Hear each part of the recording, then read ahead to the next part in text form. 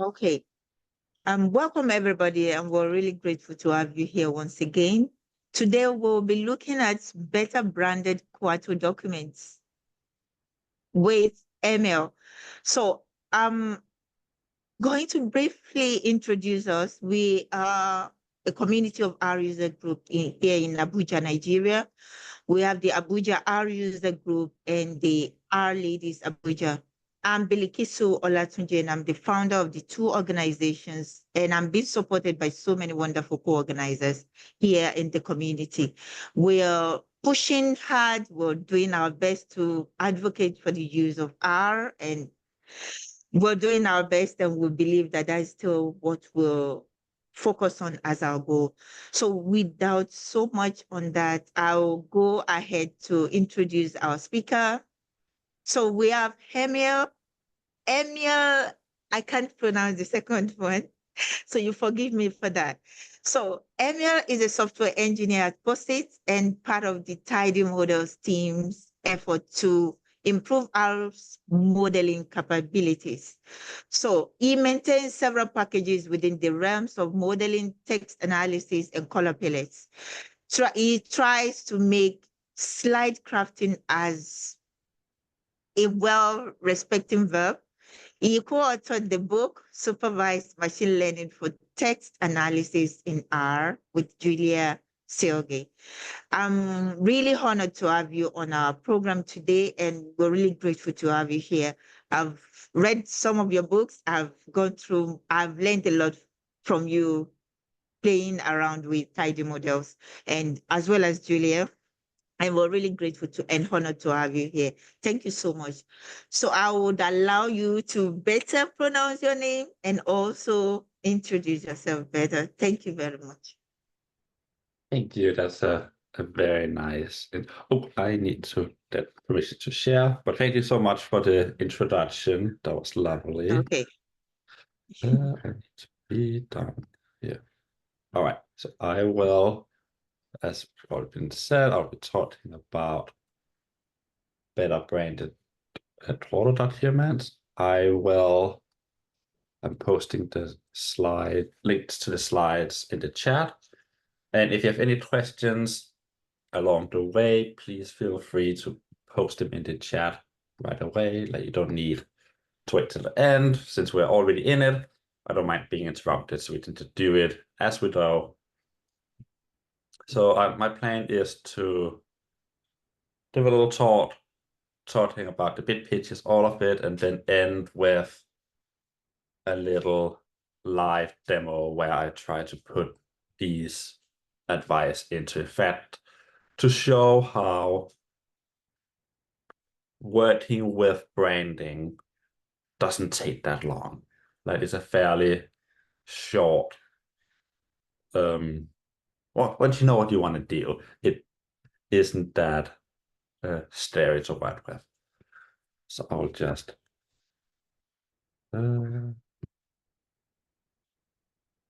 get started.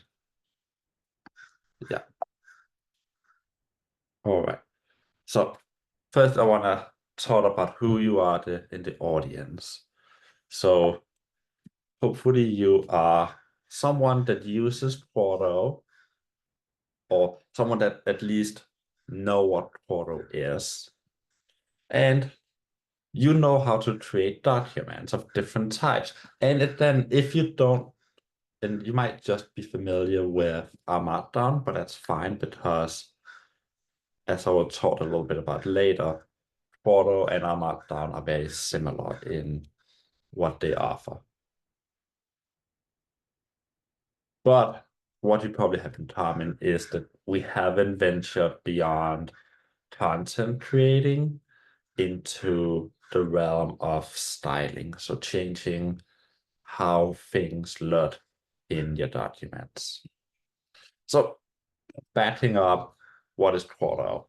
So this is an R user group, and this is technically not an R tool, but it's very R-like because it came from the minds of a Markdown that has been around for a long time.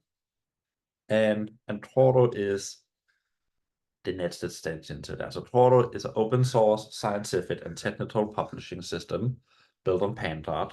So Pandas is this amazing tool that can take a document of many different types and translate it into a different type of document. So if you have a Markdown document, it will create a PowerPoint document or a Word document or a PDF. Pandas is the system that allows you to translate things back and forth. Quarto is a more user-friendly interface for us to do that. Where Quarto changes depending, like from what our Markdown used to do and still does, is that Quarto is multilingual and independent of the computational systems, which is another way of saying that our Markdown was written in R and Quarto isn't.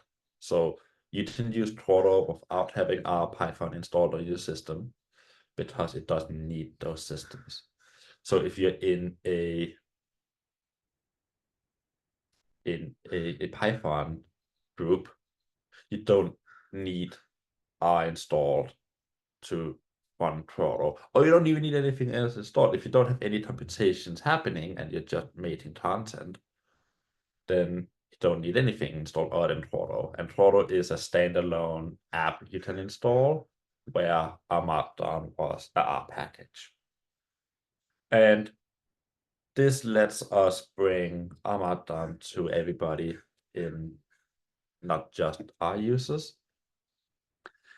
And it allows us to add a lot of features to that were otherwise hard to add, or make things easier long term.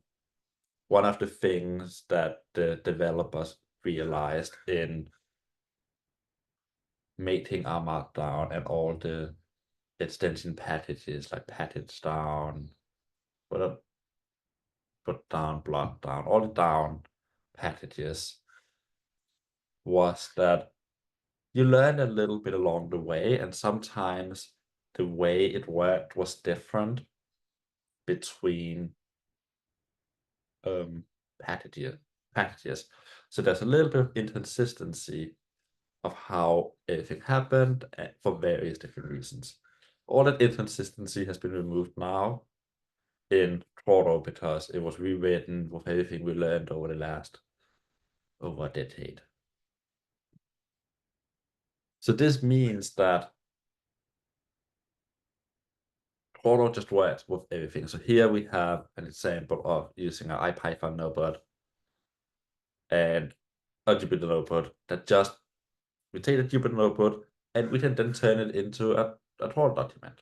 So we don't just have like many different types of documents that use the Quarto engine. So we can turn our Python Jupyter notebooks into a nice document.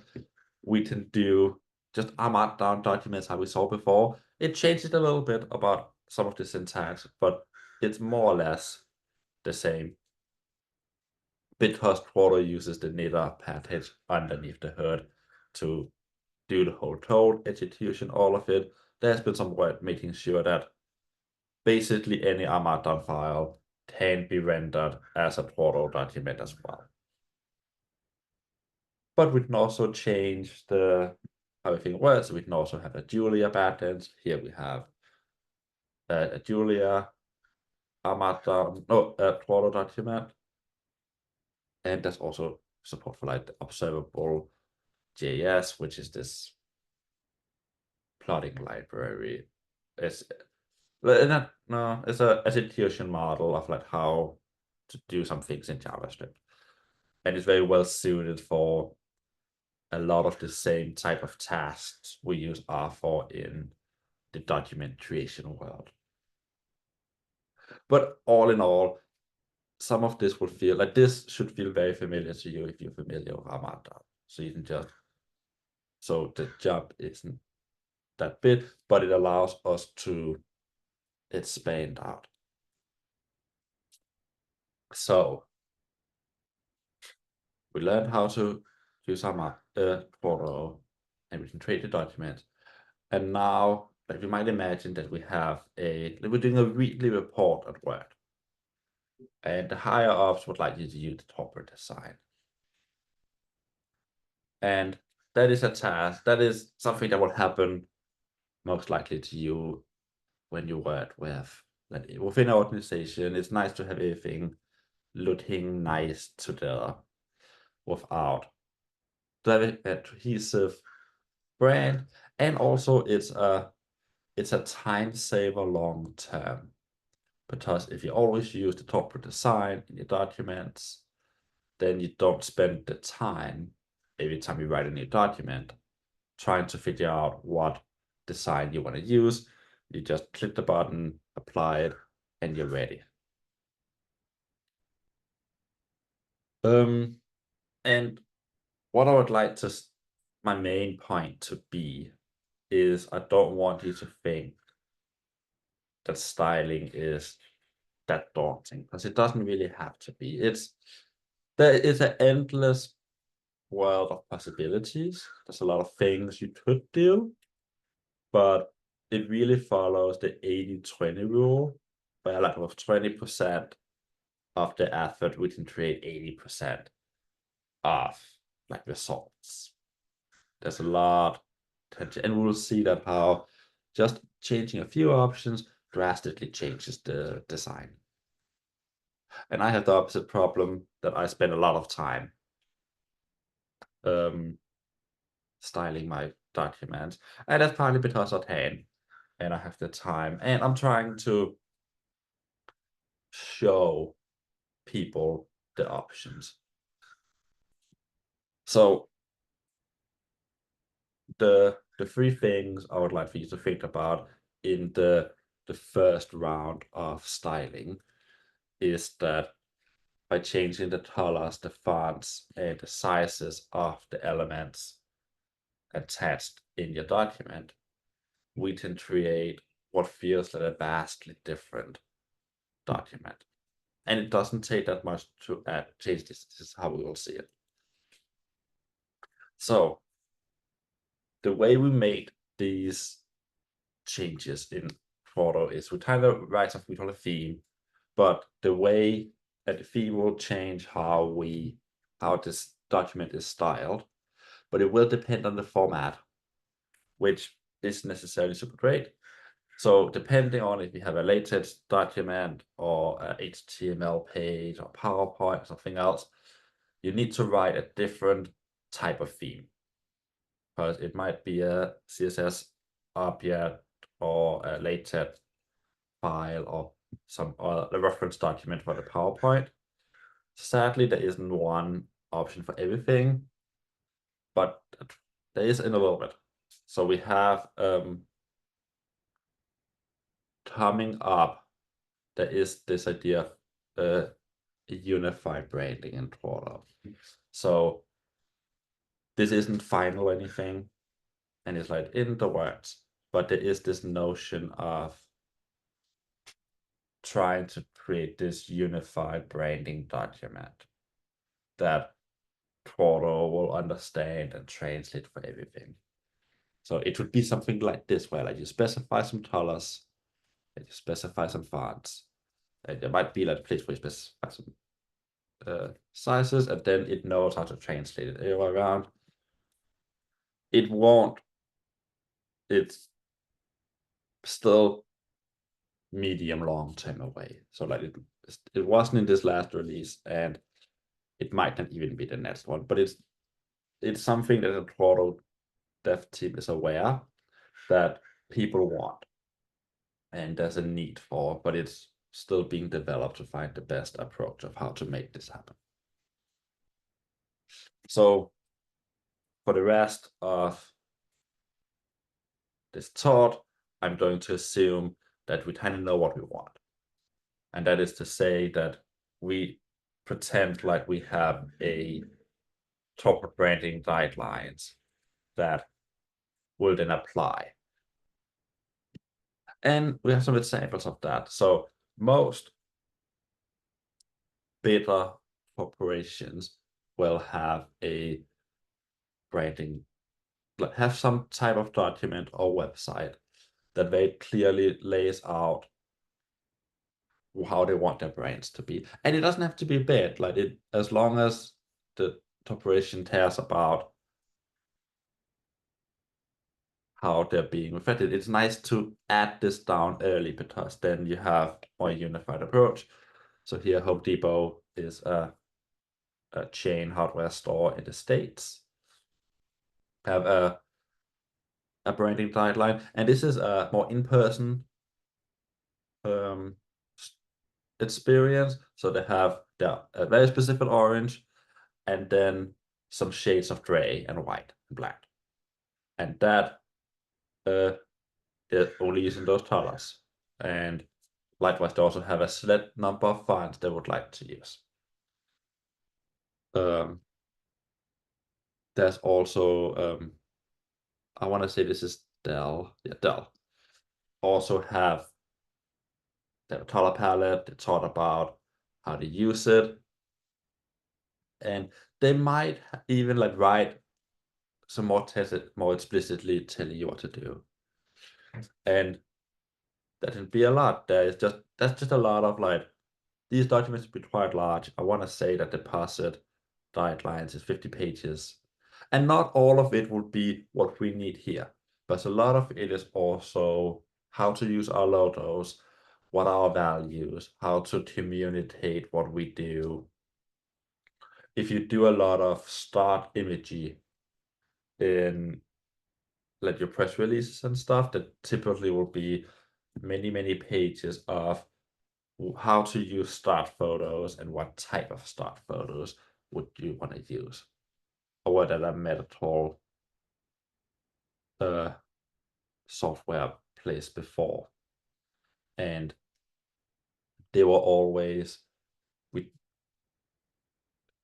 it was like more like a TED forward place. So we had like doctors with iPads and patients, but it would have rules like it didn't have an iPad, but they're never allowed to look at the iPad when there's patients there, because it gives the impression that the doctor aren't with their patients. There's a lot of rules, do's and don'ts.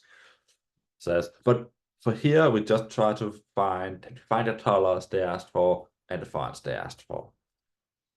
So here then we have like different types of fonts, and you most likely will need more than one font if you do a bigger document, because you need something for, you might need a header font and a normal text font, and you also need some emphasis at different places. So there will be a couple of fonts, but you don't want too many because it makes everything a little bit messy if you have a lot of fonts.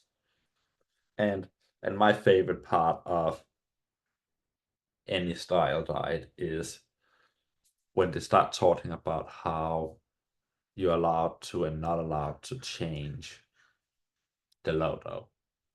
So most places are very strict regarding how the logo can be used. So they all have this like page of all the examples not to, and they're quite funny. All right, so then we're back. So here is how a typical, I think this might even be the standard quarto document example that is created. So we come in and we see start up at the top with this YAML header. So this is the structure telling you what it is. What we really need is we need a format. Here's HTML. If we changed it to PDF, it would create PDF and so on. And then we can also add other things like options or metadata things. So here we have a title, but we can also add like subtitle, author, date. Some of those names would be picked up and added to the document in an intelligent way. But we can also change various options up here. And technically, we can change styling, at least some styling. up here in the YAML. But I don't want to do that because I think that makes for it might make for a nice one-off experience, but you don't want to have to copy paste around this YAML file from document to document. It would rather want us to pull it out in a isolated style file. So the way we do it here in our HTML is we add this theme option in our YAML, and we're specifying a styles SCSS file, which we then also create. And so if you haven't learned about SCSS, it's great. It is a file format that extends CSS, which is the stating style sheets. That is how we style web documents. And I will show some examples of why I like to use that instead of SCSS. No, instead of using CSS. So CSS is the general styling that we can do that here too, but I'm gonna try to talk about SCSS as well as a way to expand the way we do our styling. So you see it has a little bit of, we need a little bit of comments in here telling what happens, but for the most part, the important thing is you just need to know that it needs to be in there. And it will come up when you add little examples here as well. So let me do it is, the reason why I like SCSS is because we can add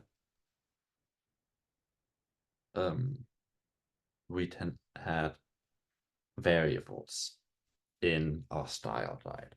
So what we do is I like to start my document by saying, making some variables and to define the colors we're using.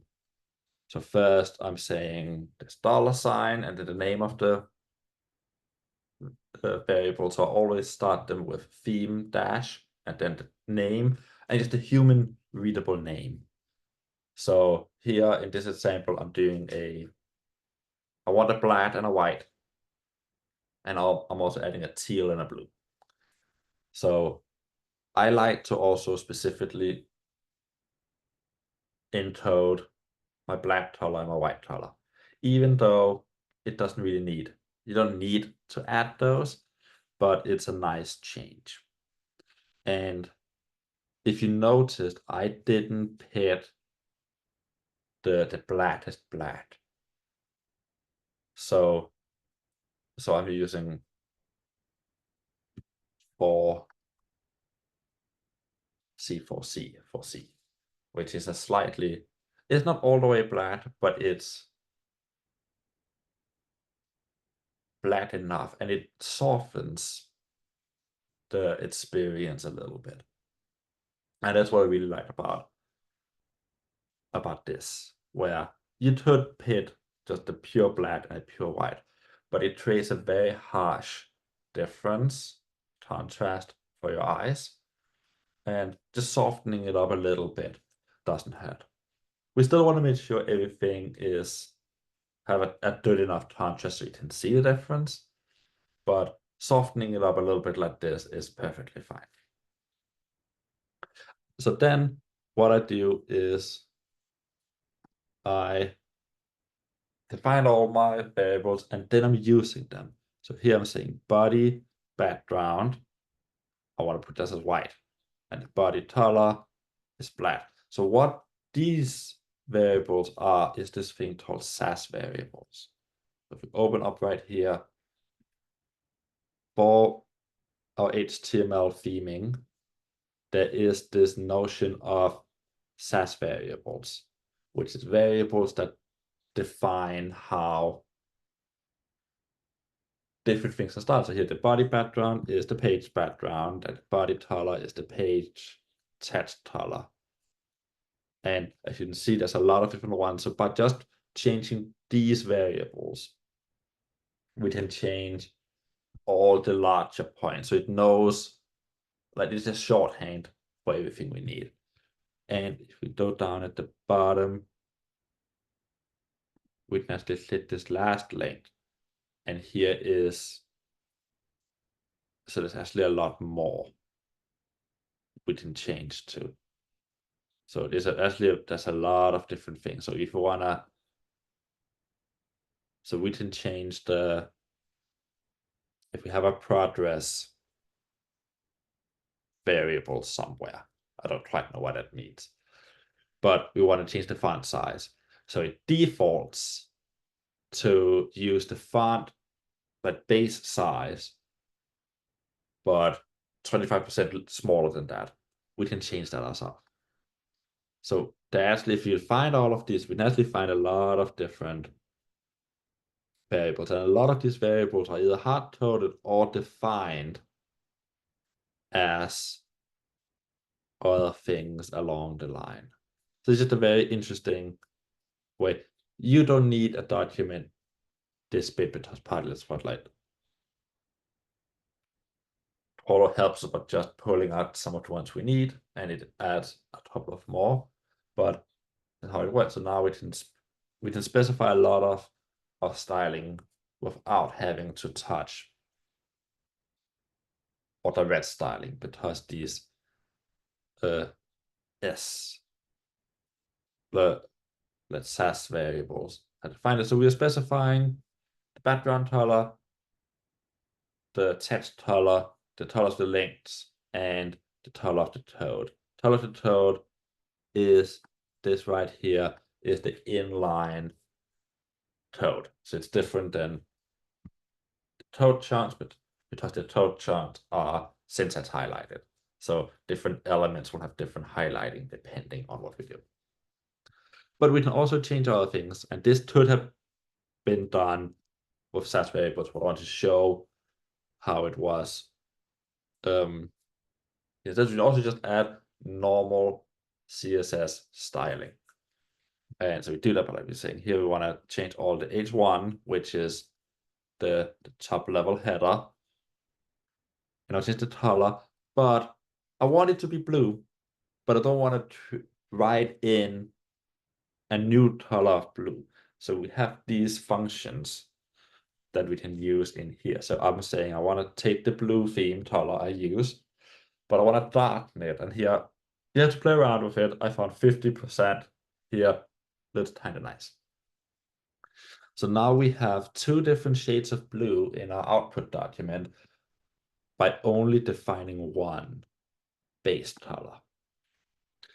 So we use these variables in part to avoid repetition, because if I decide that I don't really like this blue, I want it to be a slightly different shade of blue.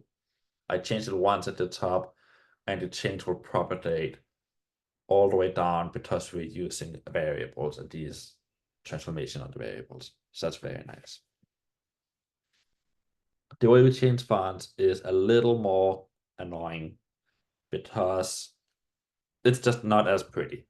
But what you do, and I'll show this when I do the little demo after, is we find it either on an online platform like Google Fonts, or there's other ways of putting it in. It isn't too exciting how we do it. You go on a website and you load up and find the thing to copy paste in, and it will specify font. Here we are doing the Montserrat and the source Toad Pro. So the Montserrat is going to be our text we're using for everything, and the source Toad Pro is the font we want to use in all the monospace, which is typically all the text or the toad around. So once we have pulled them in correctly, then we're specifying the font families using these variables, SAS variables. We go on the Quarto website and find the SAS variables we want, fill them in, and the changes have been made. So here we have the sans serif family, which is specifies the non-toad text, and the monospace here is the toad sections. And lastly, we change the size of things. So this is then where the set variables shine, because we are first changing the font size root variable. And that one's very interesting because we changed that, and here I opted a little bit, changed it a little bit better, and I put like 20 pixels. So this is one of the sizes that HTML understands. Yeah, I think it might have been 16 before. We bumped it up to 20. But it made everything better because it's the root. So that's just the text, the size of the normal text, and then every other type of text has its size determined in a relation to that. So the normal H1, this size up here, normally would always be defaulted to be 2.5 times as big. And like the H2 was 2 times as big, and so on. And a toad in here also is a has a multiplier, and sometimes it's a bigger multiplier and a smaller multiplier, but it's all based on the root size. So we can change the root size, that changes everything. And I am also overriding the H1 font size, this top title font size. I'm saying I want to make it a little bit bigger. I want it 3 times as big, not 2.5 times as big. And so if we did go bad, we didn't. Oh, and also here I also changed these like font sizing. So here we change this size and this size. We just do it manually. So I think like this style document, we obviously this take the importing of the font take up a little bit more room.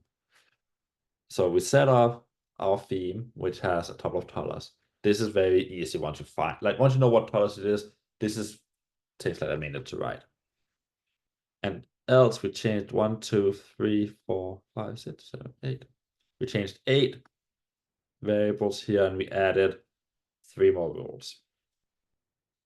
And the document we now have looks quite a bit different. And this is what I really want us to like see, is that we made this document look quite a bit different. And I didn't really put a lot of like personal style in it. This still looks like just a random document.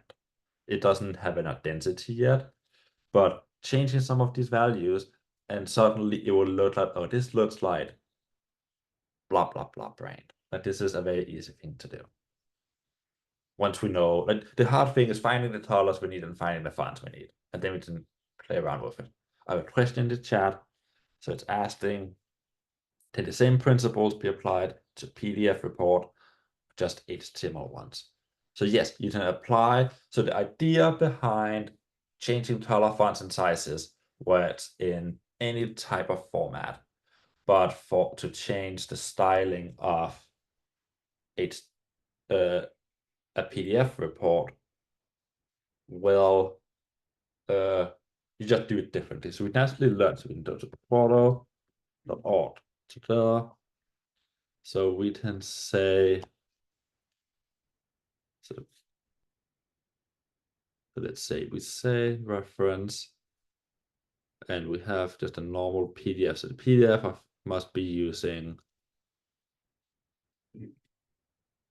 yes, it's most likely so we can create PDFs in a couple of different ways using Quarto. So you can use LaTeX, which is the common academic one, but there's also HTML, MS, which I assume is Microsoft, and this new types method.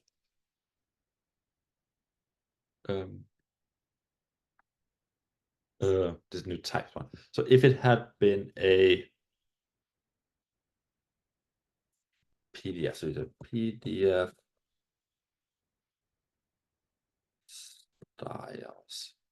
So the way you do PDF styles is we can create this preamble in the header. So we can, once we create a PDF format, we can include in the header this preamble.tat file. And you would need to know later to do, but this is also a thing that people have been doing forever. So there's a lot of things, but here we can change the font families. We can also change the sizes and colors.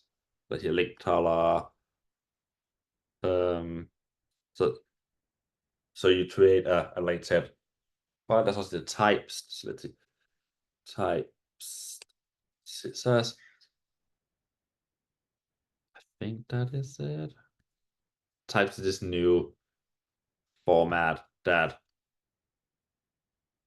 it creates latent light output, but using a JavaScript background, and it's like a new envisioning that it has a lot of promise. And that has a different way of styling everything. But the principles around this is the same. You just need to find out how to do it. And this is where, if you wait a little time, we might have a unified approach. So you just need one way of specifying it, and then it propagates out. But what we want is the same, no matter what. All right, so then we did it. We created our theme. And that's half the battle, because this is where I like to talk about Quarto templates. So we spent all this time writing our theme, which I think once you get used to it and you need to add a new one, you can create this amount of change in around 10 minutes. Because that is, once you know all the numbers and all the fonts and everything, writing this file and finding the right variable, polluting the documentation takes around 10 minutes. And then you're done. But you don't want to have to spend these 10 minutes each time.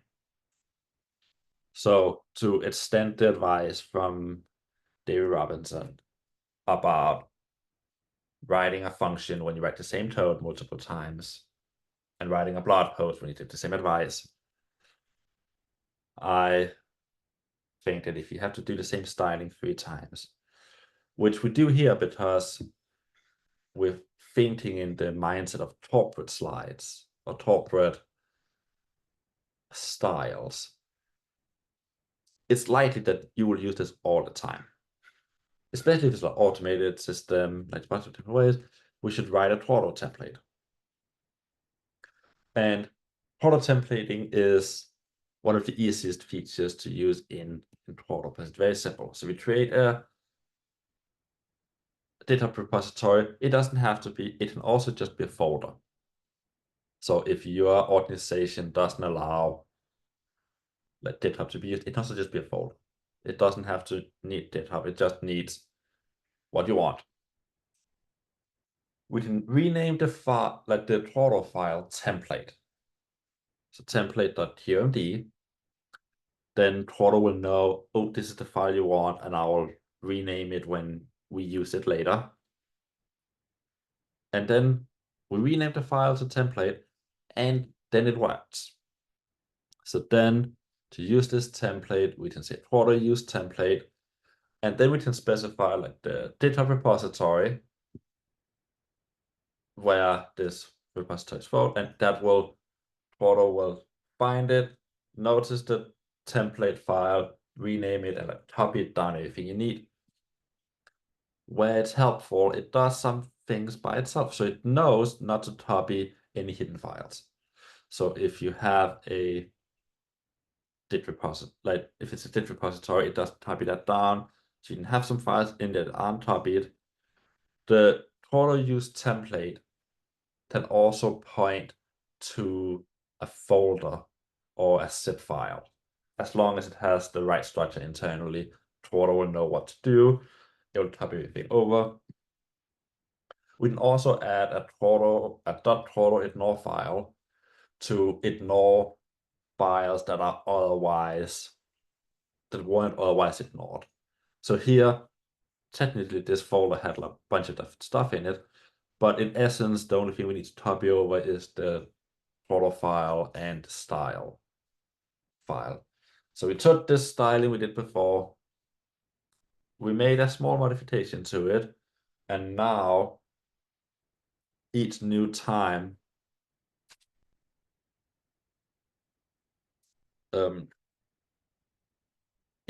want to make a document for similar style, we use throttle use template pointed to the path that needs to be pointed to in the words. So in the request in the chat, throttle use template can also be used when the template is in a folder, not on GitHub. Yes. So, and so this is where like it depends a little bit on your IT setup, but if you have, as long as you through the command line has access to the file, so it could be like behind firewalls and like inside like some internal structure in your organization, if you have access to it, that have the right permissions, then you can do it. So you can put these folders or zip files somewhere like central in your organization, and then people that have access to it can do it. And if that doesn't work, you can always just download the zip file down and to somewhere local or the desktop or whatever, and then use throttle use template with that. And I'll show that later because I really like this feature.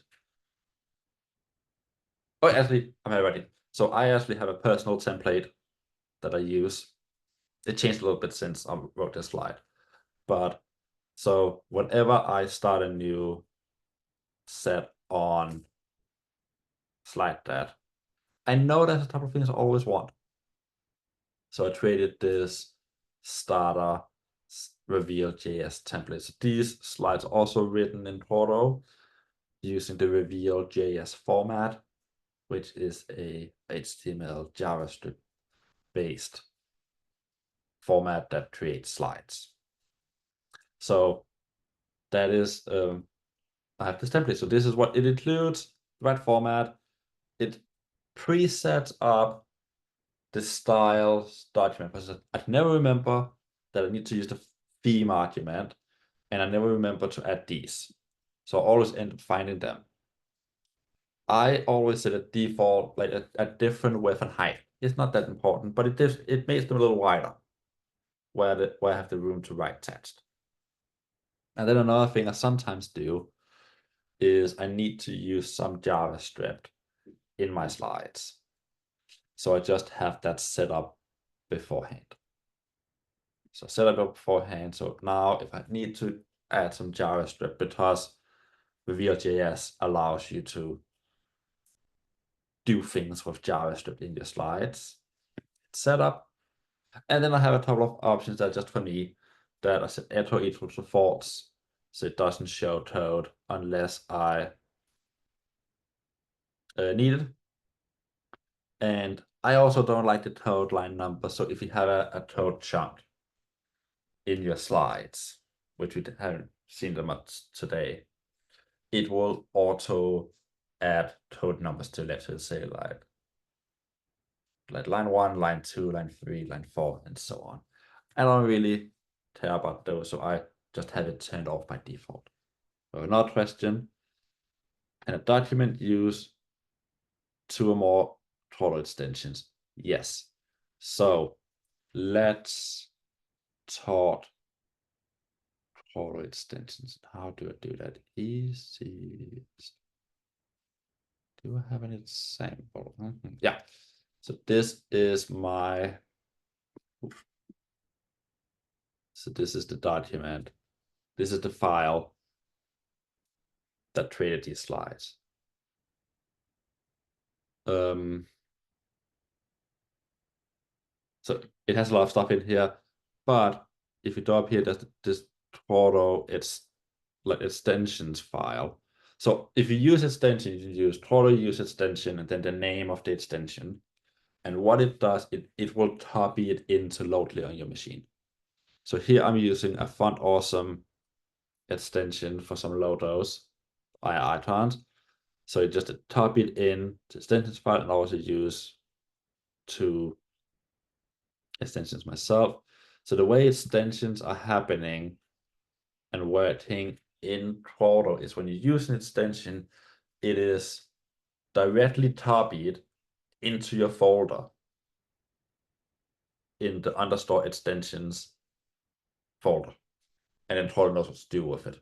So if you add an extension into your template, that will be part of your template, but it doesn't update.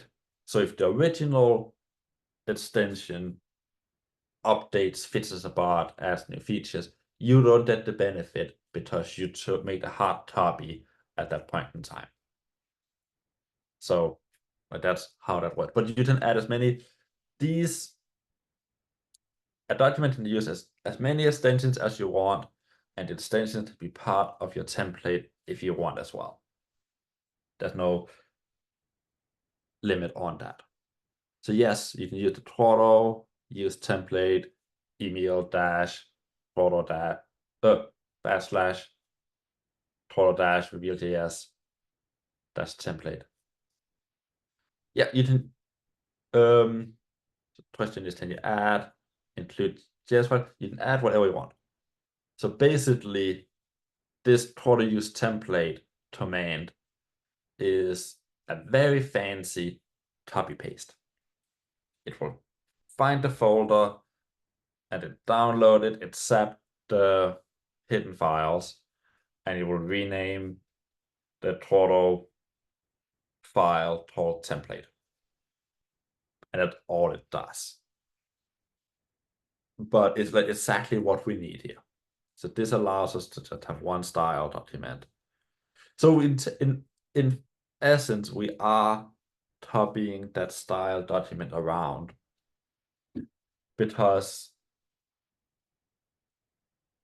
yes, it does copy the style document around every time. So you technically have a lot of copies, but I still think that's better than having one local file somewhere or a global file somewhere that changes the style and everything. Because if we modify that, then everything else changes, and that might not be something you want.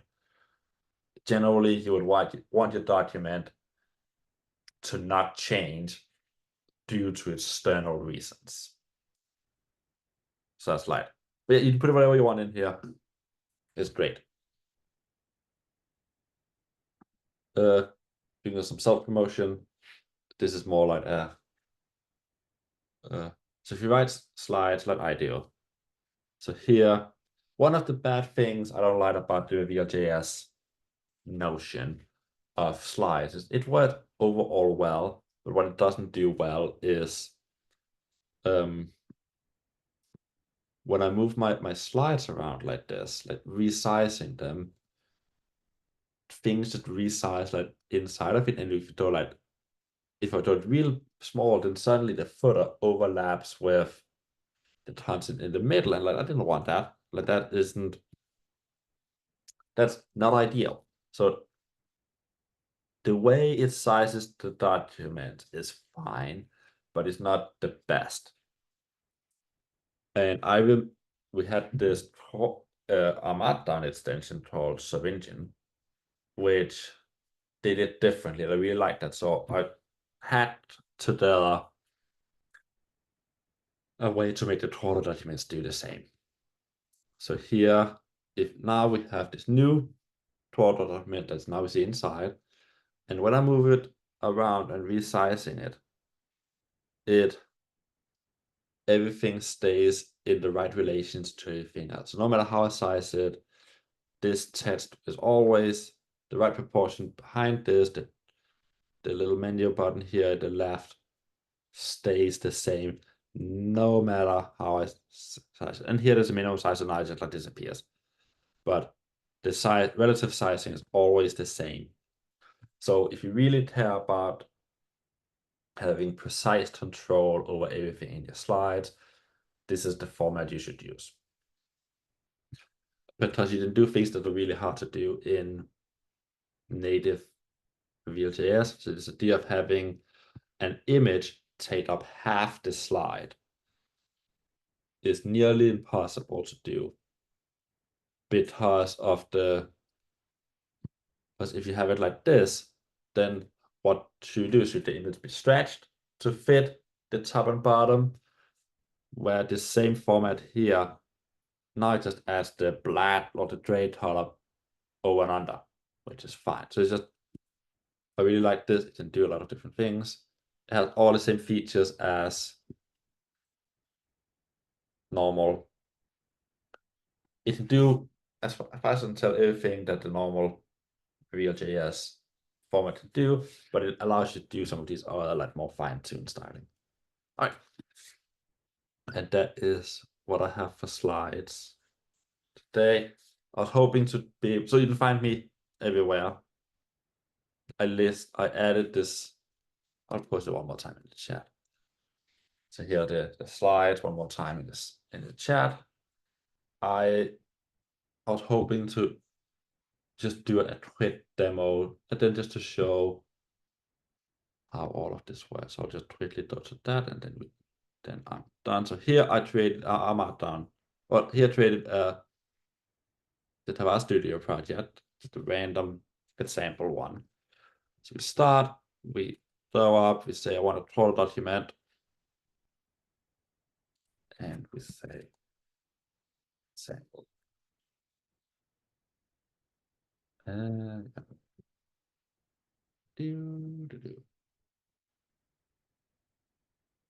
So a lot of people like the visual editor. I'm not a big fan, so I'm just gonna remove it because I don't like how it does up. And we say this is gonna be the about page as an example, which will render it. And then it shows up here as just the normal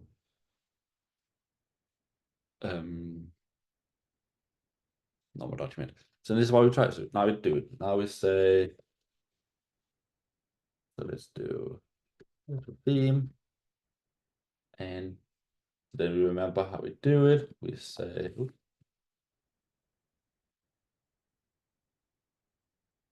styles CSS, which now means we need a plain file in the same thing, the same style CSS. Sorry, we need to remember to add these things in. Re-render it. It's the same. I'm changing it to render on save here to do. So then we can say, so we just do it fast. So say, so I'm doing $ theme purple. And we need to find, we might even just be able to say purple here. Purple, that isn't. That is not, but we can also say, what do we say? Red, green, blue, so it would be red.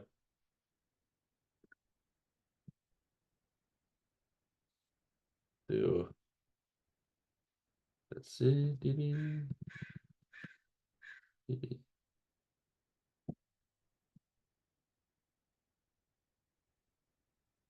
We can like move around a little bit, finding we have a purple here. So then we can say,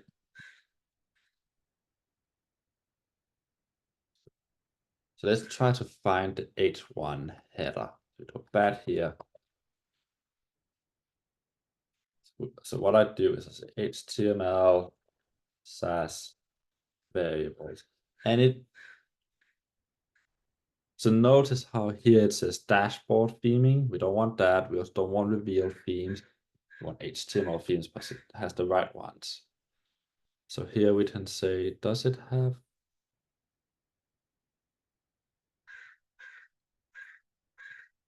Doesn't have it. So let's change it. So we can say we've just a link color. So we say linked color and say theme purple. We go in, we render. Oh no.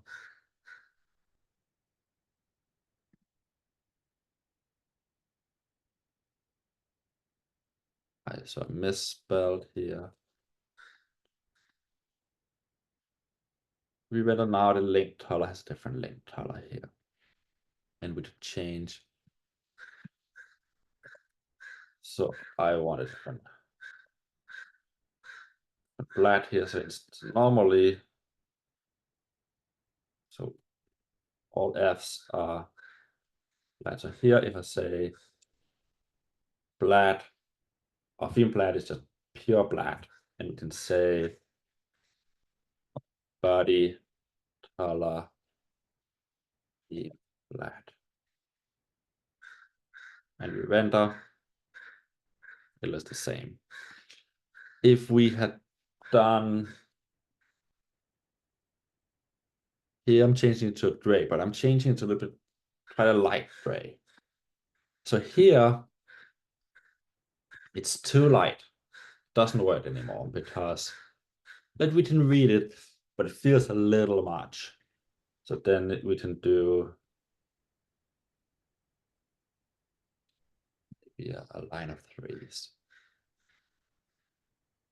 And that's fine. So that is, it's still not perfect. Like it's not, so it's hard, hard to tell the side by side. But what we can do is there's this thing called a color on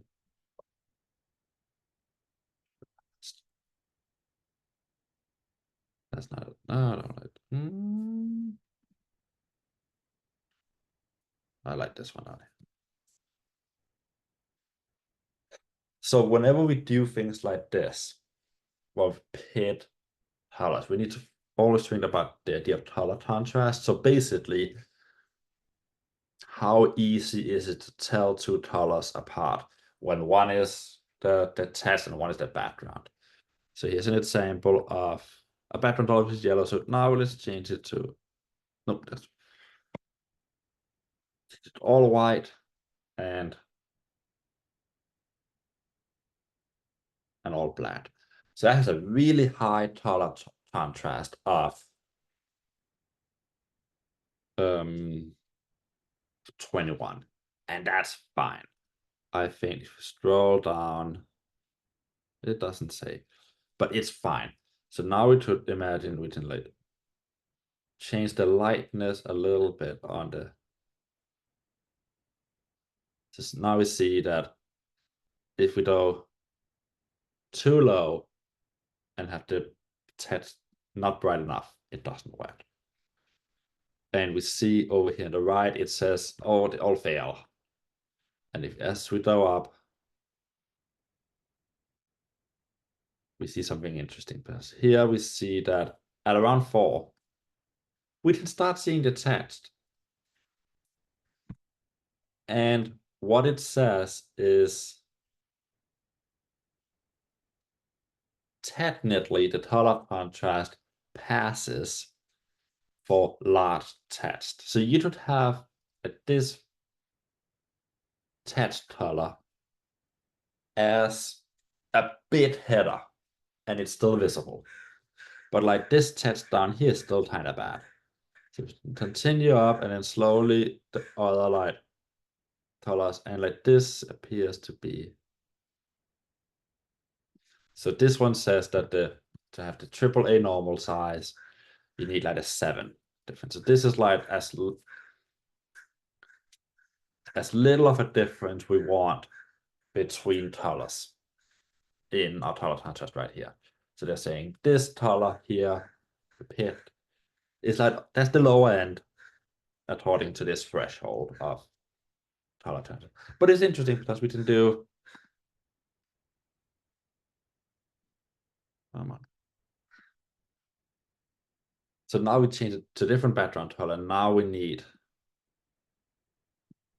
an even darker shade of black to be able to be visible around. So we can play around here, and reversing the colors don't change the contrast. So it's just very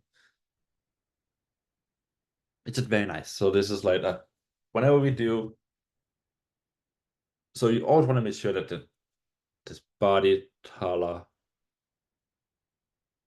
and the background color is different. So here it's fine, we can do this, but you really can't tell the difference between like here and here, and the back and forth. We see very little of a difference, but the strain on our eyes might be able to be ever so slightly different. And the last thing I want to show, which is I think that's a little different, is and also the way I find color palettes a lot of times is I don't Pinterest. I'm doing a lot of space things right now. But then we can say, let's say we want to do a little beachy idea, which is a beach color palette.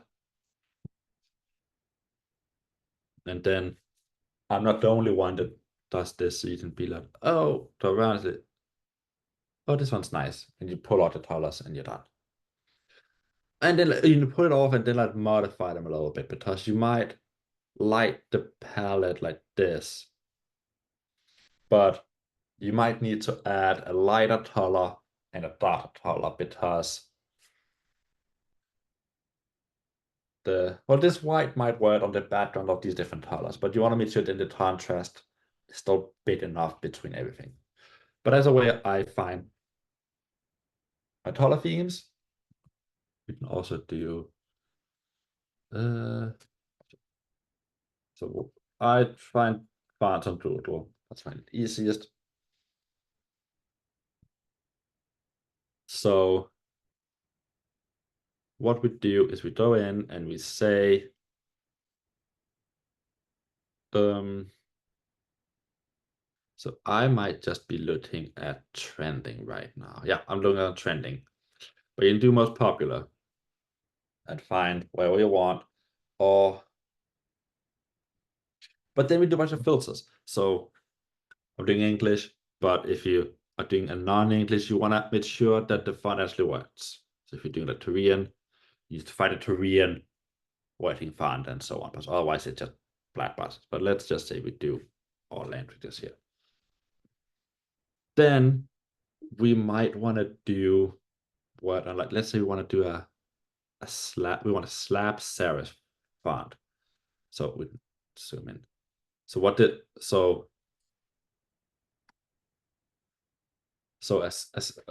sans serif is a font that looks like this, where the letters have lines. So the E just has a line up and down. This is closely of how you would write it if you had to do it by hand.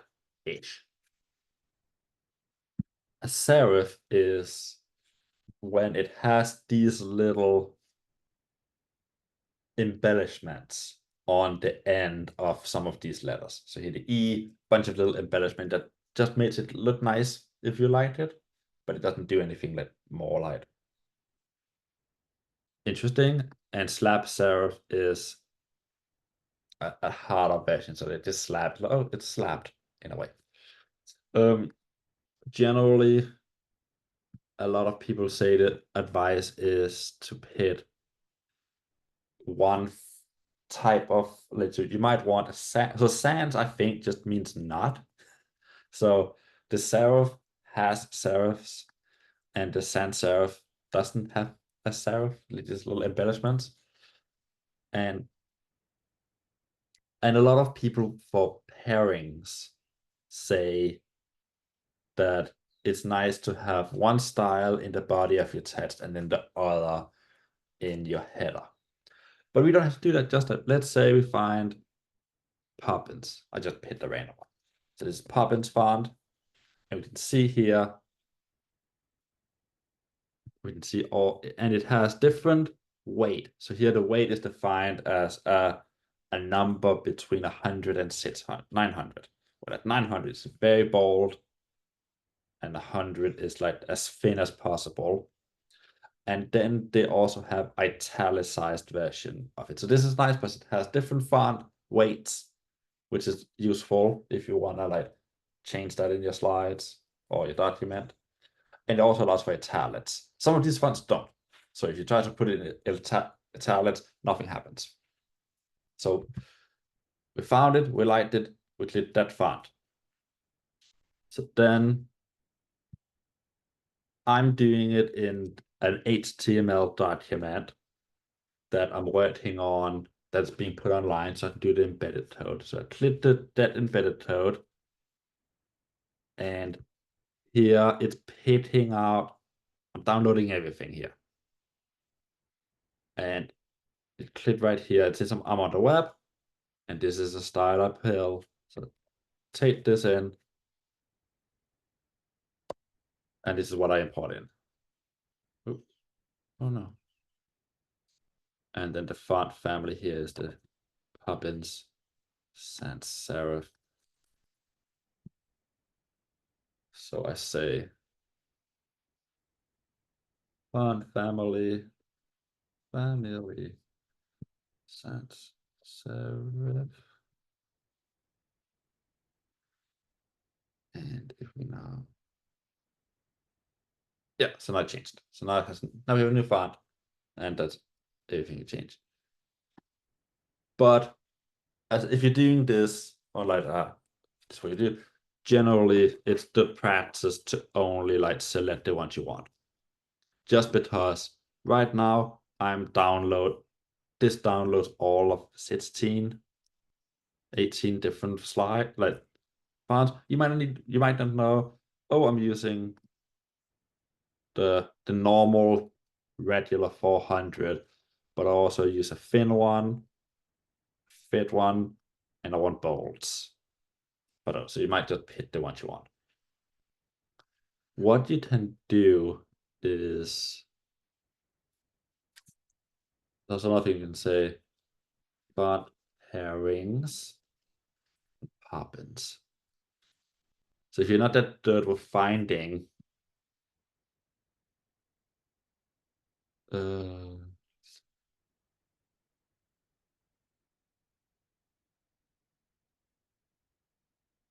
if you're not that good at finding what fonts work well together, you can search for font pairings and then find what to find. So here, this one is the same bunch of different things, but it even has a sample. So here we have a font. So I said Poppins, but that's what we did. So this side uses Poppins and something else. Then is there one that has a little bit? So here this side is saying it works well with these fonts. So you tend to get samples of how other people are doing it. So it's just you can kind of see like so this is from an eye user, this feels weird because there's so much information out there about how to do this. But this is it's like we're moving into the design space, and a lot of people are doing design. So there's a lot of websites about this. So if you have a font, you can look, and it's fairly easy to find. Oh, and you find the ones you like. So here another one. It has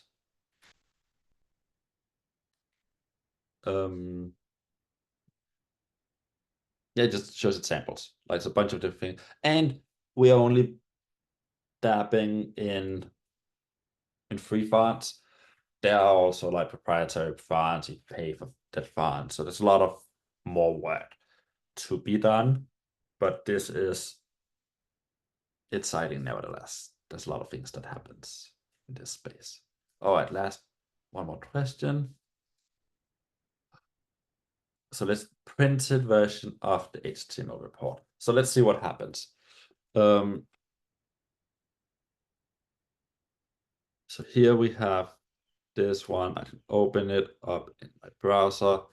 It's not that interesting. If you print it, I think, let's just see what happens. So printed works like will actually print works fairly well. If you want high fidelity printed HTML document, I would patch it to types. So if you really want like the feel of HTML, but you want really high fidelity. That's it. Things. So this is like, then it's Quarto in the back end, but it uses HTML report type things. But you read it this high thing. The types lets you make documents that looks like this. And it's all in here. But printing more or less should work. But if you want a longer form, types is the best you can do, I think, if you want to use HTML, but want something that works well printed. Because HTML is meant for websites. So that's what.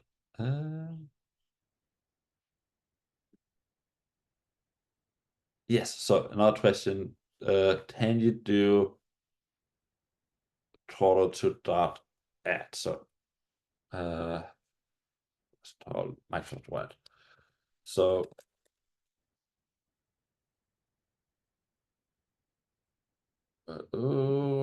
basics. So the way we style Microsoft product documents is a little bit different. So the way we do it is, I can't show because I don't have Microsoft on my computer right now. But what you do is we go right here,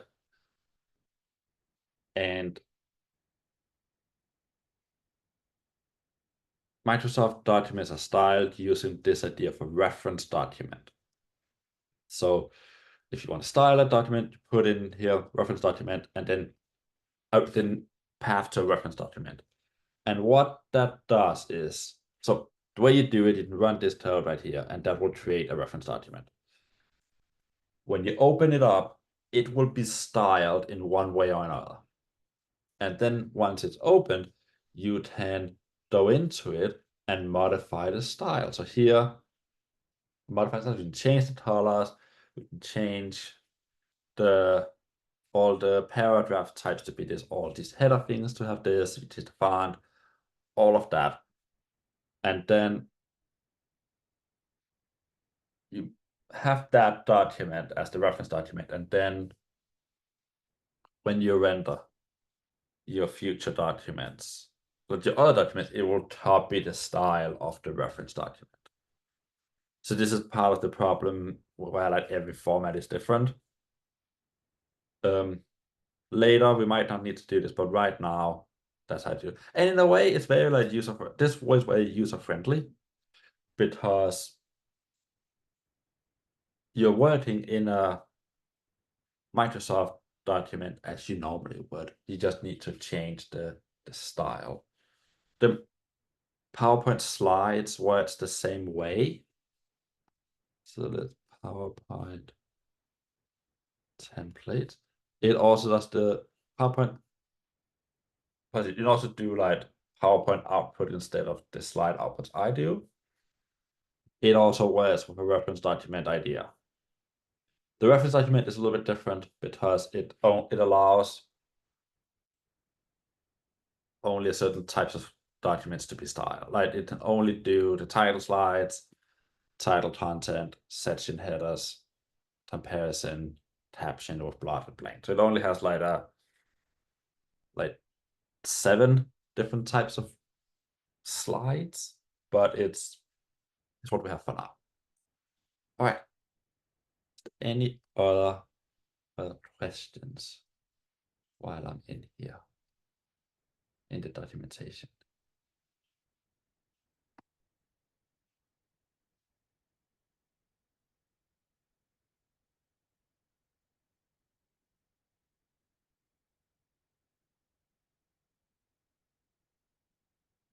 Oh, I think you are on mute. Okay. Right. Thank you. Okay, do we still have questions? I think this has been okay. Okay, we have a last question from Big Zora. Oh, Ali. Good. Something about J scripting. Yes. So so the reason why I use, so let's see, then I find it.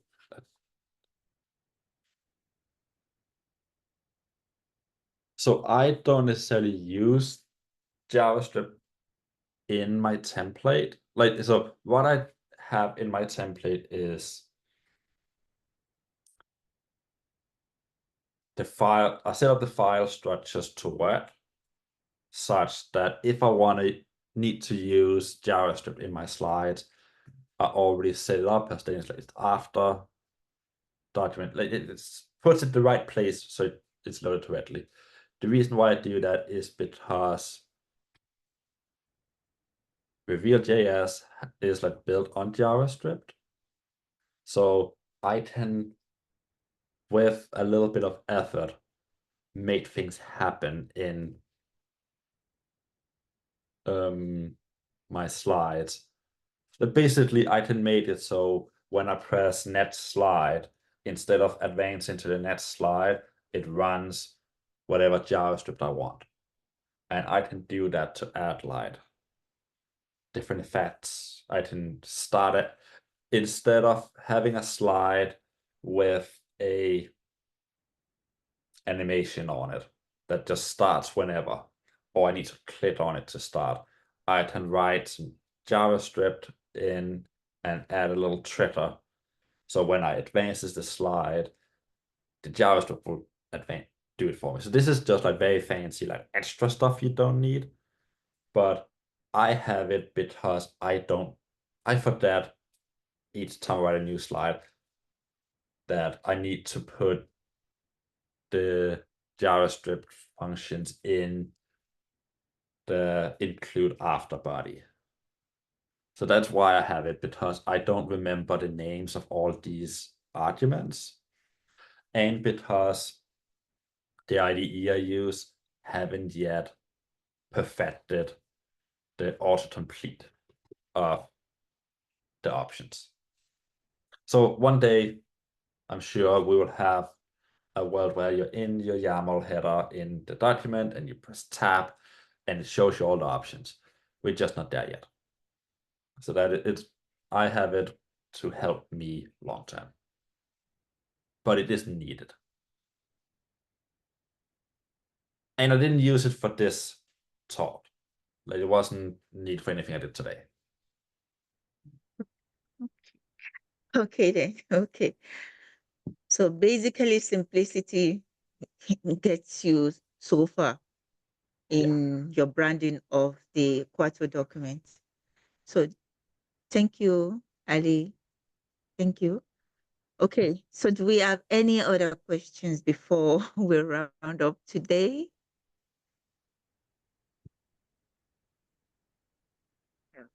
Okay. Okay, thank you.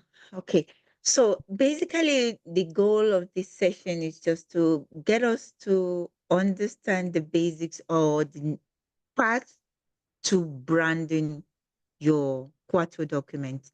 So either from Python or R, you just have to understand where you need to go for you to get there. So you can start small with the introduction that we've gotten here. And okay, his websites and social media handle are on the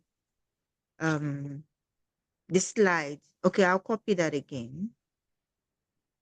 Let me see if I can quickly get that for you. So copy the link. I think I get this. Okay, okay. So hopefully that's the right one. Okay, that's one of the tags there. So I've updated that. I think this is it. The complete link. Yes. Okay. Okay. So you can get all his handle there and you should be able to communicate with him. So I think from getting on to this program, he's a simple person, simple man. So it was easy to get him on board. So I'm really honored to have you here, and we're really grateful. I didn't go through any stress. It's so simple. Thank you very much.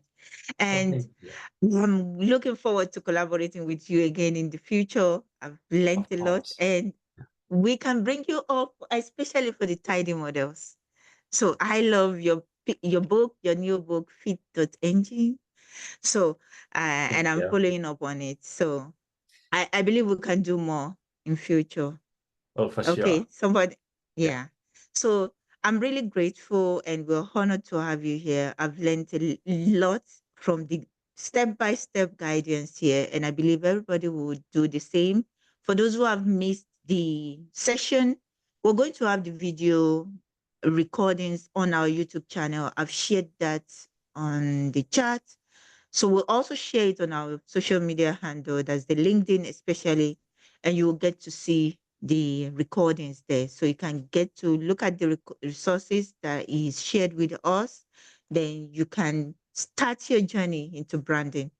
And for the PDF quotes issues, types is something that we need to go into. I think we should try to get into that as well.